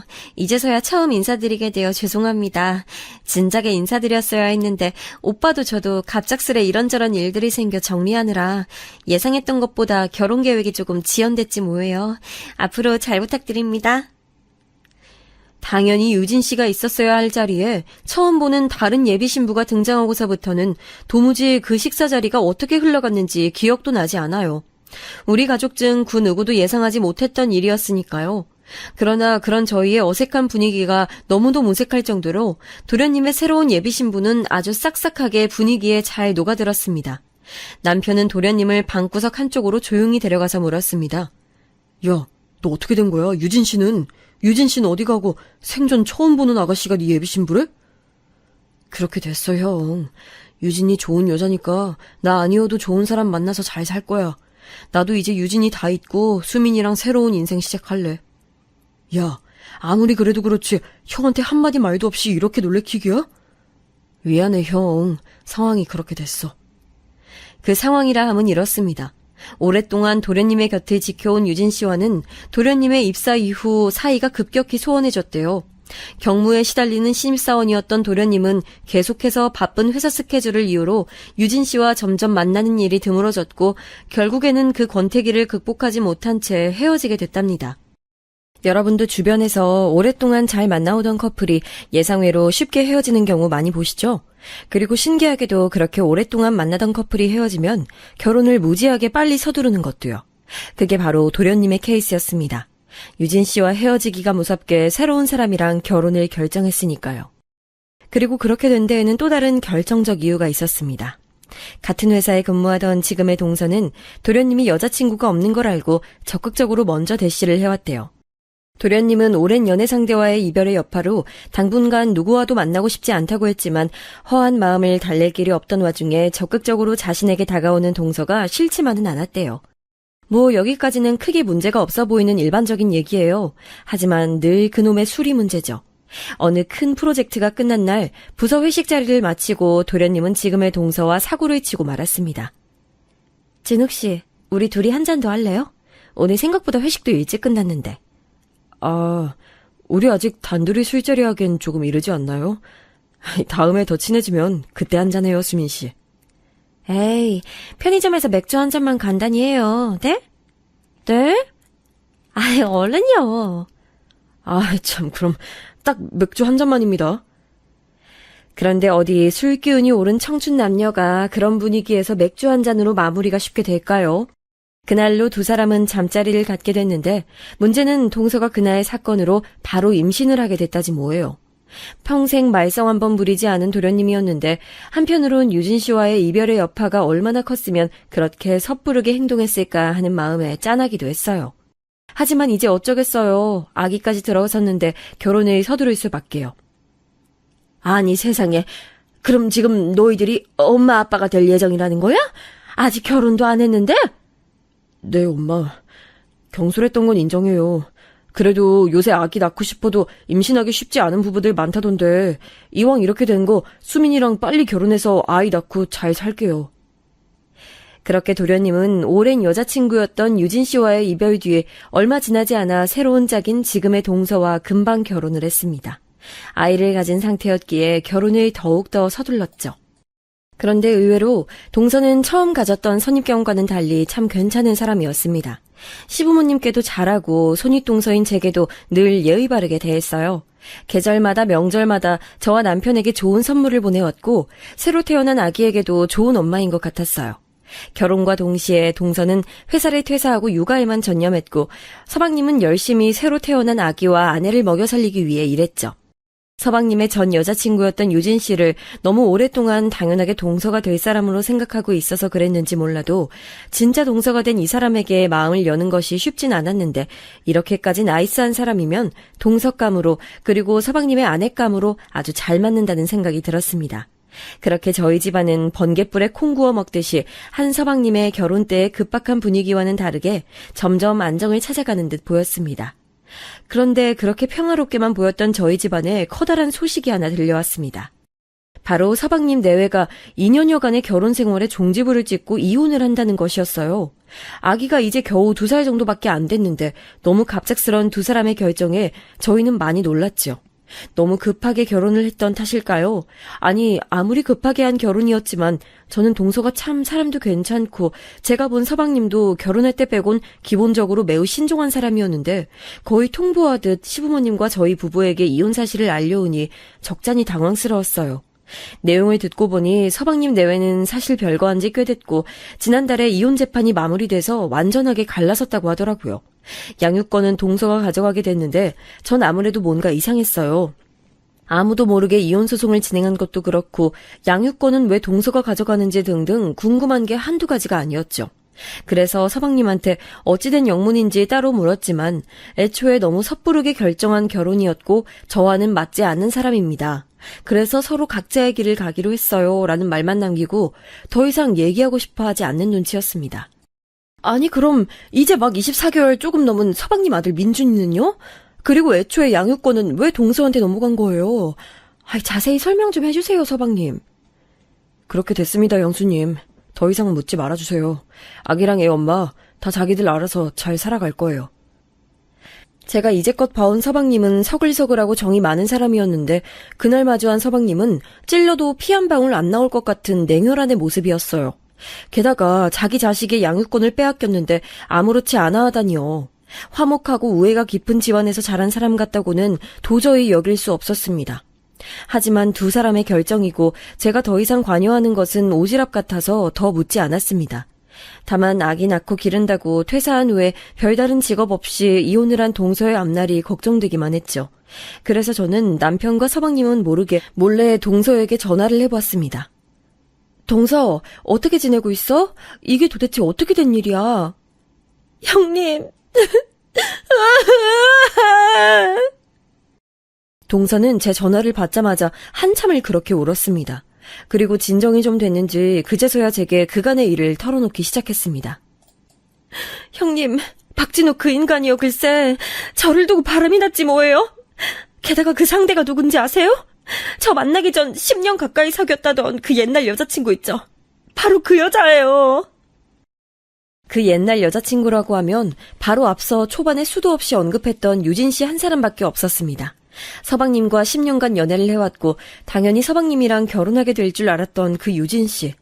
그 이름 자체도 정말 오랜만에 듣는 건데 그 이름을 동서의 입을 통해서 듣게 될 줄 누가 알았겠어요. 그리고 그 유진 씨한테 서방님이 다시 돌아갔다니 그것도 자신의 본처를 버린 채로 동서가 정말 너무나 불쌍하고 처량해지는 순간이었습니다. 동서로부터 들은 사건의 전말은 이랬습니다. 서방님 내외는 본격적으로 서로에 대해 알기도 전에 아기가 들어섰기 때문에 서둘러 결혼을 결정했지만 역시나 너무 급하게 한 결혼 탓에 서로 성격이 잘 맞지 않았다고 합니다. 사소한 것부터 다투기 시작했고 동서의 배는 더더욱 불러오는데 서방님은 오히려 갈수록 소홀해지는 느낌이었대요. 어찌저찌 조카 민준이가 태어나서 육아에 전념하느라 두 사람의 갈등은 잠시 소강 상태가 되는가 싶었지만 그마저도 민준이가 돌이 지나서 걷기 시작할 무렵부터는 서방님은 아예 육아에 손을 떼다시피 했대요.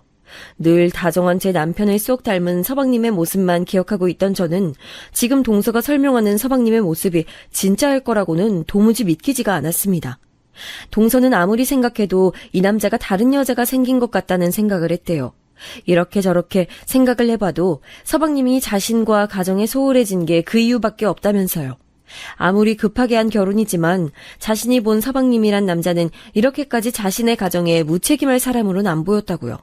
정말 이렇게까지 가정을 내팽개칠 정도면 바람피는 것 말고는 이유가 없다는 생각이 들었던 거죠. 그도 그럴 것이 서방님이 틈만 나면 야근이다 회식이다 해서 늦게 들어오는 일이 잦아지면서 동서는 그제서야 그 의심이 확신으로 다가왔대요. 그렇게 서방님의 바람을 확신한 동서는 민준이를 친정엄마에게 맡기고 몰래 서방님의 뒤를 밟았다고 합니다. 며칠을 밤이고 낮이고 서방님의 뒤를 밟았대요. 그렇게 끊임없이 잠복하던 중 글쎄 버젓이 해가 중천에 떠있을 시간에 서방님과 전 여자친구 유진 씨가 모텔에서 나오는 장면을 목격하게 됐대요. 순간 온 머릿속이 어질어질해지고 손이 떨려서 준비해놓은 카메라로 제대로 그 장면을 찍지도 못했다고 합니다. 그렇게 동서는 집으로 돌아와서 며칠을 펑펑 울었고 도저히 이렇게 살 수 없다 싶어서 이혼을 결정하게 됐다고 합니다. 본격적으로 서방님을 앉혀놓고 추궁을 했는데 서방님은 아무렇지 않은 듯 두 사람의 불륜을 수긍했대요. 너가 원하면 이혼하자면서요. 정말 이 대목을 듣는데 제가 알던 서방님의 모습이 아니었어요. 아니 그리고 제가 알던 서방님의 전 여자친구 유진 씨도 아무리 옛사랑이 그립다고 이렇게 남의 가정까지 파탄낼 사람은 아니라고 생각했거든요. 정말 못 믿을 게 사람 속이라는 생각이 들면서 인간이라는 존재에 대해 회의감이 들기 시작했습니다. 더 황당한 건 뭔 줄 아세요? 서방님이 변호사를 얼마나 잘 썼는지 동서가 신청한 상간자 위자료 청구 소송이 아예 기각되었다고 하더라고요. 그리고 마지막 희망을 걸었던 재산 분할도 가정주부였던 동서가 자산 증식에 기여한 바가 거의 인정되지 않아 거의 한 푼도 못 받고 민준이와 함께 쫓겨난 것과 다름이 없게 됐대요. 그렇게 현재 친정엄마 집에 얹혀 살면서 하루하루 힘들게 민준이를 키우고 있다고 했습니다. 친정엄마가 낮에 민준이를 봐주는 동안 동서는 돈이 되는 부업이며 알바는 뭐든 다 했다고 해요. 애초에 친정이 여유롭지도 않았고 경력이 단절된 동서를 채용해주는 회사도 아예 없었답니다. 급기야는 여기저기서 돈을 빌려서 육아와 생활비를 충당했는데 그것도 더 이상 감당해낼 수 없는 수준으로 불어나서 정말 다음 달부터는 길거리에 나가 구걸이라도 해야 하는 상황이 됐다고 해요. 오죽하면 불법적인 일을 해서라도 돈을 벌어볼까 하는 안 좋은 생각까지 하게 됐대요. 저는 이 대목을 듣는데 서방님이 많이 원망스러웠습니다. 그래요. 이혼한 전처는 미울 수 있어요. 그런데 사람이라면 자기 자식을 생각해서라도 이렇게까지 이혼하자마자 등 돌리면 안 되는 것 아닌가요? 저는 홀어머니 혼자 저를 어렵게 키우시던 모습이 동서의 모습과 겹쳐서 저도 모르게 그만 눈시울이 붉어졌습니다. 동서 힘든 마음 어떤 건지 내가 잘 알 것 같아. 그래도 사람이 죽으란 법은 없으니까 꼭 힘내고 안 좋은 생각하지 말고 참고 견디면 좋은 날이 올 거야. 응? 하염없이 펑펑 울던 동서를 겨우 달래 진정시키고 전화를 끊은 뒤 저는 곧바로 남편에게로 가서 상의했습니다. 오빠, 서방님이랑 동서 얘기 당신은 처음부터 다 알고 있었지? 근데 여보, 정말 미안한데 우리 그 얘긴 더 이상 하지 말자. 자기들이 알아서 할 일이고 이미 법적인 절차까지 모두 마치고 잘 갈라섰잖아. 아니 오빠, 나도 두 사람 일은 더 이상 관여하고 싶지 않아. 그런데 어린 민준이 생각하면 서방님 이렇게까지 하면 안 되는 거 아니야? 왜 내 얘긴 제대로 듣기도 전에 그렇게 막아서는데? 오빠 내가 홀어머니 밑에서 얼마나 힘들게 자랐는지 몰라? 두 사람 일은 두 사람 일이고 저 어린 민준이는 어떻게든 도와야지. 나 두 번 얘기 안 한다. 다시는 진욱이랑 재수씨 얘기도 그리고 민준이 얘기도 입에 올리지 마. 이건 경고야. 저는 항상 다정했던 남편의 강압적인 태도에 큰 상처를 받았습니다. 팔은 안으로 굽는다더니 냉정하기 짝이 없는 서방님을 두둔하는 남편의 모습에서 어쩌면 내가 알던 남편도 서방님처럼 찔러도 피 한 방울 안 나올 냉혈한은 아닐까 하는 두려움이 엄습했습니다. 그렇게 저는 불쌍한 동서의 사정과 차가운 남편의 태도 때문에 방 안에 들어가 홀로 눈물을 훔쳤습니다. 잘못하다간 저의 결혼 생활까지 잘못되는 건 아닐까 하는 생각이 저를 더 괴롭게 만들었습니다. 제가 얼마나 어렵게 한부모 가정에서 자란 것을 뻔히 아는 남편이 제 얘기를 들어보기도 전에 다그치듯 막아서며 무섭게 말하는 모습을 보는데 누군들 그런 생각이 안 들겠어요. 아마 제 결혼 생활 중 가장 섭섭했던 순간을 꼽으라면 바로 이 순간인 것 같습니다. 그렇게 상처만 가득했던 그 사건이 있고 며칠 후 동서에게 전화가 왔습니다. 형님, 잘 지내시죠? 저 사실 부탁이 있는데요. 뭔데 동서? 얘기해봐. 내가 도울 수 있는 일이면 뭐든지 도울게. 저는 남편에 대한 반발심에서라도 동서를 더욱더 적극적으로 도와야겠다는 생각이 들었습니다. 그게 저 돈 좀 빌려주실 수 있을까요? 제가 이젠 정말 형님 아니면 더 이상 도움을 청할 곳이 없어서 이렇게 염치 없이 부탁드려요. 동서가 제게 경제적으로 도움을 요청해 올 것을 예상 못한 바는 아니었습니다. 다만 돈 거래는 항상 신중해야 되는 법이라서 동서가 먼저 요청을 해오기 전에 제가 먼저 얘기하지 않았을 뿐이었죠. 사실 가족끼리도 돈 거래를 하는 것이 아니라고 하지만 동서의 딱한 사정을 너무나 잘 알고 있던 터라 그 부탁만은 왠지 쉽게 거절할 수가 없었어요. 게다가 자꾸만 저를 홀로 키우신 친정엄마 생각이 나서 그런 동서의 사정만은 그냥 모른 척 넘어갈 수 없었습니다. 앞으로 민준이 저 어린 것을 혼자 키워나가려면 얼마나 고되고 힘이 들까요? 그래서 저는 동서의 부탁에 더 고민하지 않고 큰 결심을 했습니다. 제게는 결혼하고서도 꾸준히 직장 생활을 하면서 비상시에 쓰려고 차곡차곡 모아왔던 돈이 있었는데요. 그것을 과감하게 동서에게 빌려주기로 했습니다. 그래, 동서, 얼마나 필요한데? 그게 이미 빌려주셨던 분들한테 갚고 당장에 급한 생활비 쓰려면 2천만 원 정도 필요한데요. 그 돈 다 안 빌려주셔도 돼요. 그냥 가능하신 만큼이라도 도와주시면 감사하겠습니다. 알겠고, 계좌번호 불러봐, 얼른. 네? 형님, 진짜 도와주시는 거예요? 정말 감사해요. 정말 감사해요. 저는 동서에게 받은 계좌로 그 자리에서 시원하게 5천만 원을 쏴줬습니다. 동서가 처음 요청한 2천만 원보다 무려 3천만 원이나 더 많은 금액이었죠. 아니 형님, 저 이렇게까지 필요 없어요. 이게 웬 큰돈이에요. 동서도 알다시피 나도 홀어머니 밑에서 컸잖아. 앞으로 민준이 혼자 키우려면 어쩌면 지금처럼 억울하고 힘든 일 더 많을지도 몰라. 언제든 힘든 일 있으면 연락하고 지금 빌려준 돈은 천천히 갚아. 혹시 민준이 키우면서 더 필요한 거 있으면 또 연락하고. 그리고 오늘 돈 빌려준 거는 우리 애아빠한텐 절대 비밀이다. 형님, 정말 감사해요. 저 민준이 진짜 잘 키울게요. 정말 이 은혜 잊지 않을게요. 5천만 원이라는 큰 돈을 핏줄도 아닌 전 동서에게 빌려주는 것은 쉽지 않은 일이죠. 하지만 저는 제가 한 일이 틀렸다고 생각하지 않았습니다. 오히려 우리 친정엄마 같이 힘든 상황에 처한 사람을 도울 수 있어서 제 자신이 자랑스럽기까지 했습니다. 엄마가 얼마나 힘들게 저를 키우면서 고생하셨는지를 제 두 눈으로 똑똑히 봐왔으니까요.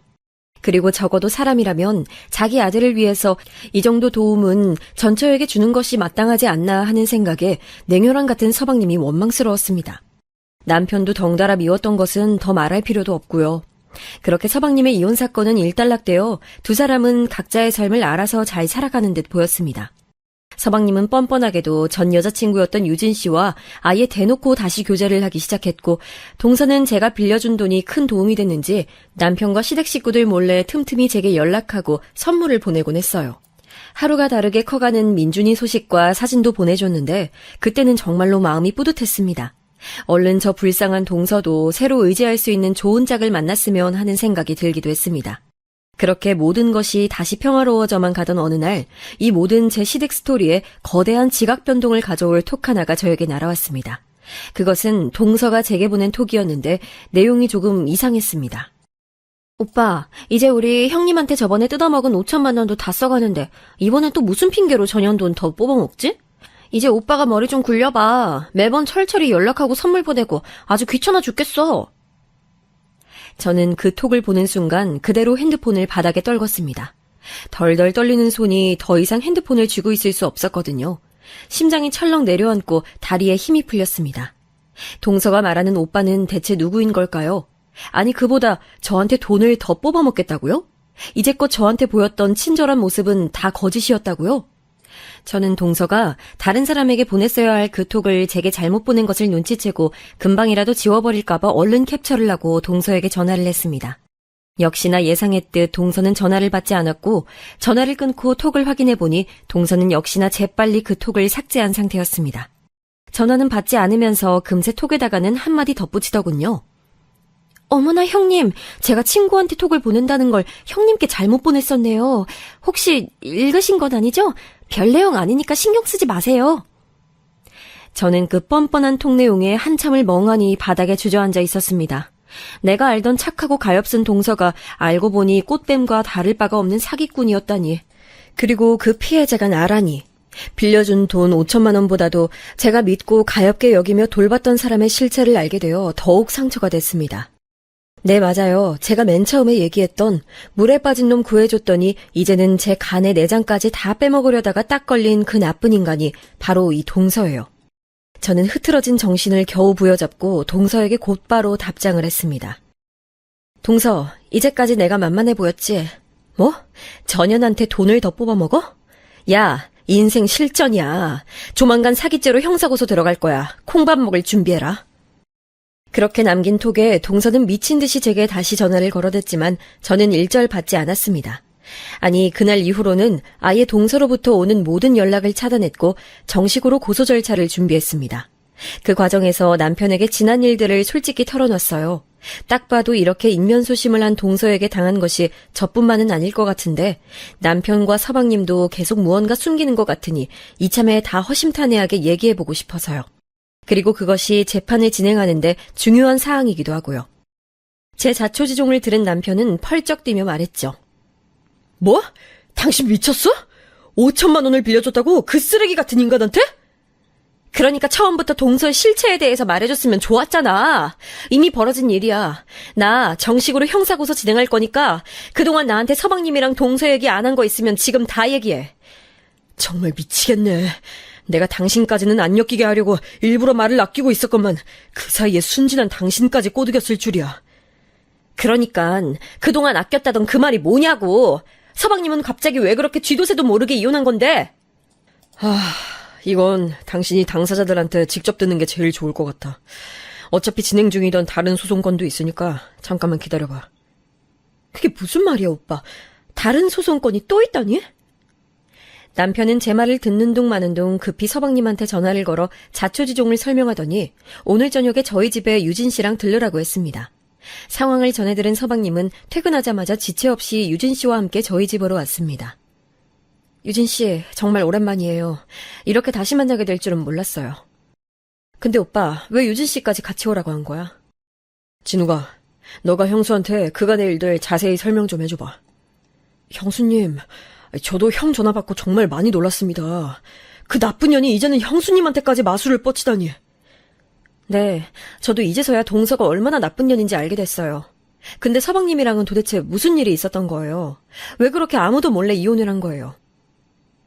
그렇게 듣게 된 서방님과 동서의 이혼의 전말은 실로 경악을 금할 수 없었습니다. 처음엔 그저 단순히 동서가 저에게 그랬던 것처럼 서방님에게 기생충처럼 달라붙어서 아무것도 하지 않고 서방님이 벌어다주는 돈으로 호의호식하려는 정도였겠거니 생각을 했는데요. 서방님이 해준 얘기는 이런 것들과는 사이즈 자체가 달랐습니다. 너무나 엄청난 얘기여서 어디부터 어떻게 순서를 정리해서 얘기해드려야 할지 감도 잘 안 오지만 차분히 잘 정리해서 얘기드려 볼게요. 이제까지 청취자 여러분과 제가 알기로는 서방님과 동서는 전 여자친구였던 유진 씨와의 이별 이후에 만나고 관계를 가지게 된 것으로 알고 있었잖아요. 그런데 그게 아니라 동서의 임신이 먼저였습니다. 그러니까 서방님과 전 여자친구 유진 씨가 아직 사귀던 중 서방님과 동서가 잠자리를 가지게 되어 임신을 했고, 그것 때문에 오랜 신뢰를 쌓아온 두 사람의 관계는 파탄이 남과 동시에 서방님은 이미 들어선 아기 때문에 어쩔 수 없이 빠른 결혼을 선택한 거예요. 여기까지 들으면 서방님이 둘도 없는 쓰레기 같지요? 근데 조금만 더 들어보세요. 서방님에게 이미 오래 사귄 여자친구가 있다는 걸 알면서도 동서는 사내에서 노골적으로 서방님에게 심하게 추파를 던졌다고 합니다. 서방님은 이미 사랑하는 여자친구가 있기에 동서에게 눈길 한번 주지 않았지만 초반에 언급했던 회식 이후 두 사람이 잠자리를 가지게 된 날이 사건의 발단이었습니다. 일찍 마친 회식을 빌미로 동서가 서방님에게 맥주 한 잔 더 하자고 제안했던 내용 기억하시죠? 그렇게 문자 그대로 두 사람은 편의점 앞에서 가볍게 맥주 한 캔씩 따서 마셨는데 그 이후로 서방님은 아무런 기억이 나질 않는데요. 눈 떠보니 모텔 침대 위였고 세상 모르고 자고 있던 동서만이 옆에 있더랍니다. 자신이 큰 실수를 저질렀다는 것과 여자친구를 배신했다는 자괴감에 괴로워하고 있을 때쯤 더 상황을 악화시켰던 건 그날 한 번의 잠자리로 동서가 임신을 하게 된 거였어요. 양심의 가책을 크게 느낀 서방님은 유진 씨에게 모든 것을 사실대로 말하고 이별을 통보했다고 합니다. 유진 씨는 그 얘기를 듣자마자 충격으로 실신을 해서 병원으로 실려갔고 다시는 보지 말자며 서방님과 그렇게 영영 헤어졌대요. 서방님은 그 사실이 너무나 창피해서 가족들에게는 유진 씨와 헤어진 이후에 동서와 만나 결혼을 한 것처럼 거짓말을 했지만 사실은 유진 씨를 두고 명백하게 바람을 피운 게 맞다고 이제야 저에게 사실을 말해줬어요. 그렇게 자신이 저지른 실수에 책임을 다하기 위해 억지로 하게 된 결혼에 서방님은 많이 불행했다고 합니다. 자신의 곁을 10여 년간 지켜주던 유진 씨가 계속 그리웠고 제대로 교제해보기도 전에 결혼 먼저 해버린 동서와 성격이 맞을 리가 없었습니다. 틈만 나면 다투기 일쑤였고 임신을 핑계로 동서의 히스테리가 극에 달했대요. 저희 앞에서 보여준 나이스하고 착한 모습의 동서는 온데간데 없었죠. 그런데 서방님의 결혼 생활의 비극은 여기서 끝나지 않았습니다. 아들 민준이가 무사히 태어났는데 아무래도 무언가 이상하더랍니다. 아무리 아내와의 관계는 소원해도 제 자식이면 이쁘고 사랑스러워야 하는데 이상하게 아들 민준이를 안을 때마다 어색하더랍니다.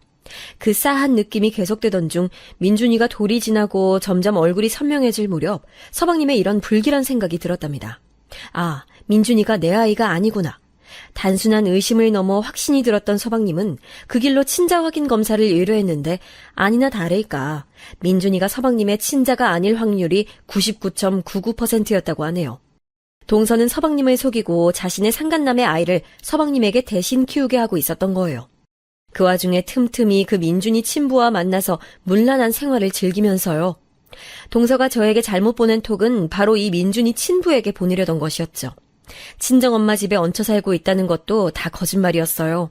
그 민준이 친부라는 사람과 여기저기서 빌린 돈으로 편하게 살면서 어떻게 더 뜯어먹을 사람이 없나 궁리만 하고 있었던 거예요. 이 연타로 밝혀진 반전에 여러분도 정신이 혼미하신가요? 아직 제일 센 게 남아있습니다. 이야기는 다시 서방님과 동서가 처음 잠자리를 가지던 날로 돌아갑니다. 그날 편의점에서 산 서방님의 맥주캔 안에 동서가 서방님이 잠시 시선을 돌린 사이 몰래 수면제를 탔대요. 얼마나 센 걸 탔는지 그 길로 서방님은 정신을 잃었고 동서의 계획대로 서방님은 다음날 모텔에서 눈을 뜨게 된 거죠. 그럼 서방님은 이 사실을 어떻게 알게 됐냐고요? 바로 저한테 톡을 들켰던 것처럼 민준이 친부되는 상간남과의 사이에서 주고받은 톡을 들켜버린 거죠.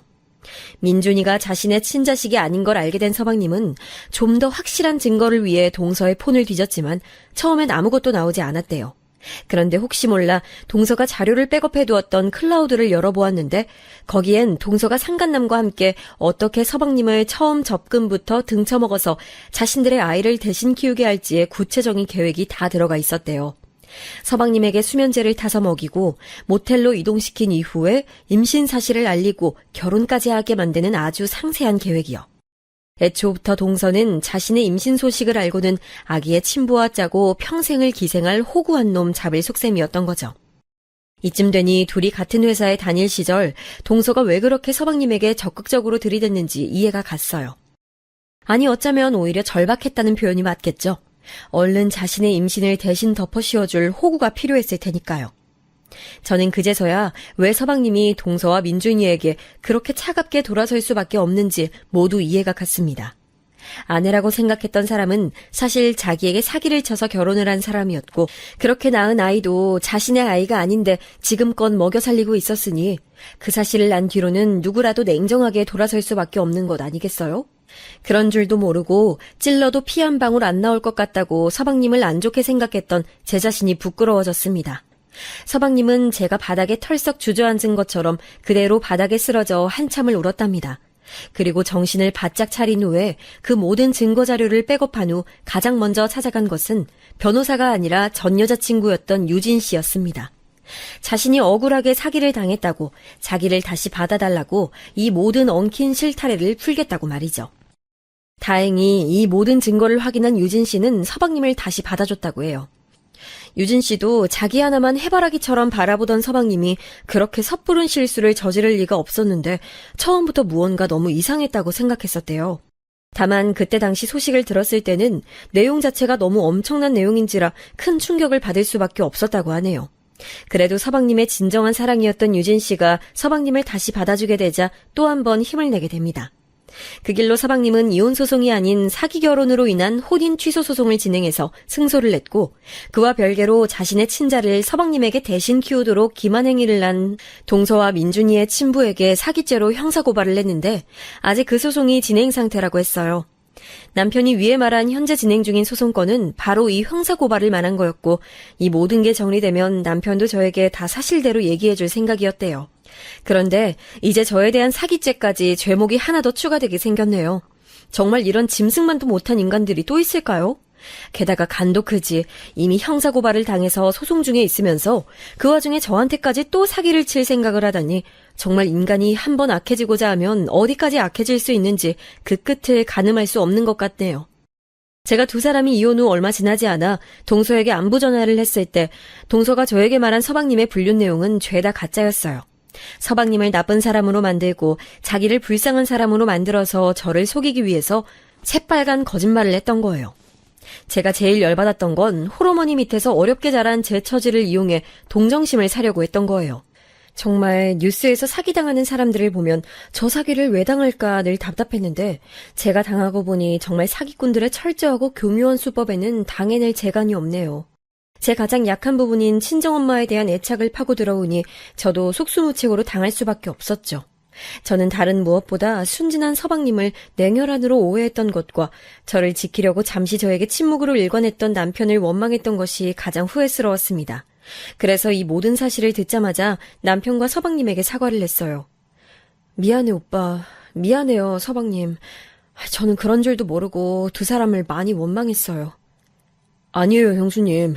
제가 감쪽같이 속아놓고 보니까 형수님도 그 여자의 귀신 같은 홀림에 속으셔서 저희를 그렇게까지 생각하신 거 다 이해 갑니다.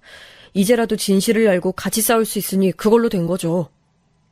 이렇게 모든 사건의 전말을 알게 된 저와 시댁 식구들은 모두 합심하여 인간의 탈을 쓴 악마인 동서와 민준이의 친부에게 철저한 법의 심판을 내리기로 했습니다.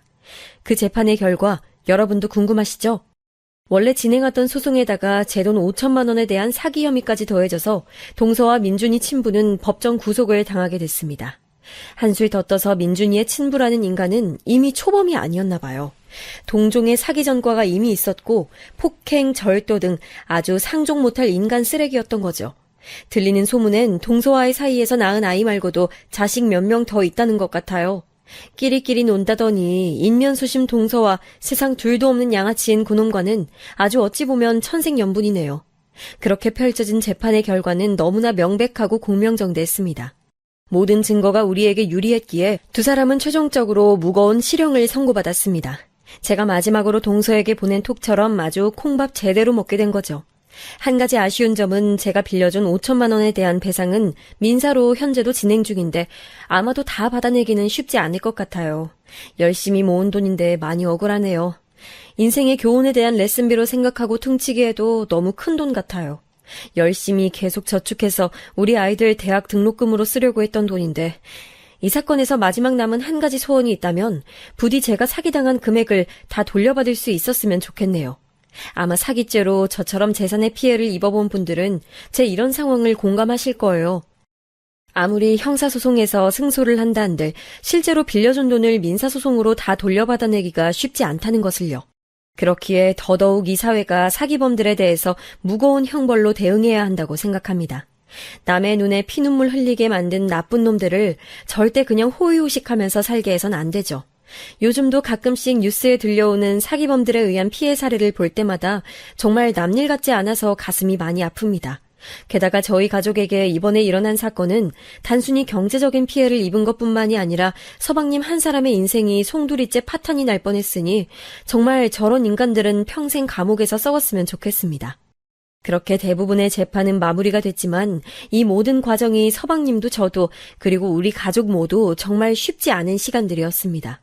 팔자에도 없던 금전 사기 피해의 형사소송까지 그리고 서방님의 혼인 사기까지요. 정말 다시는 겪고 싶지 않은 끔찍한 기억들입니다.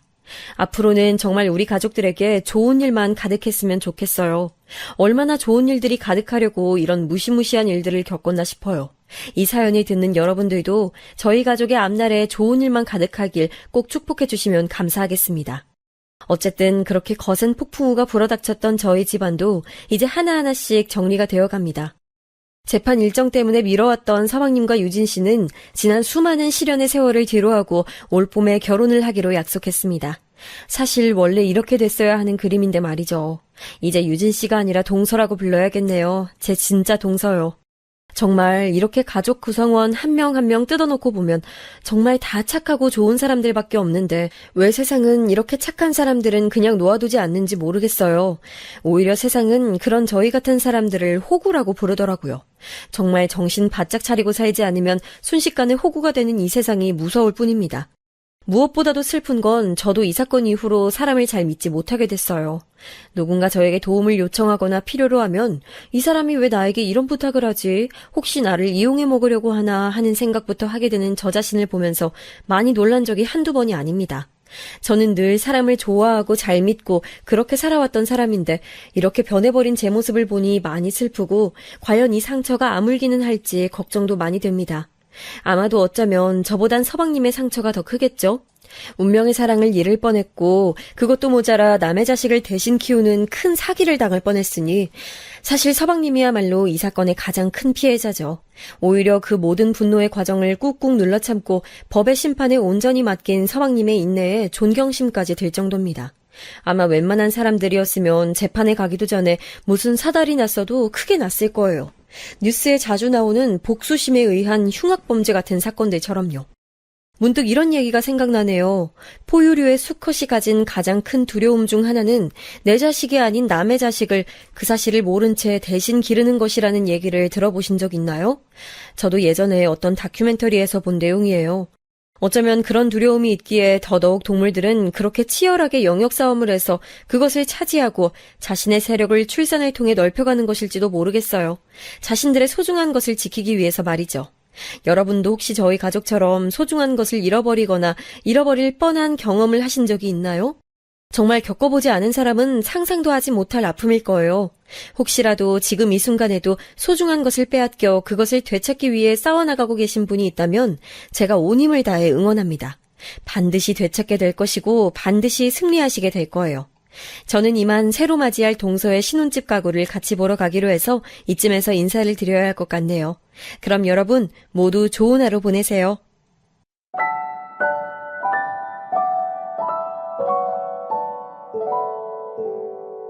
you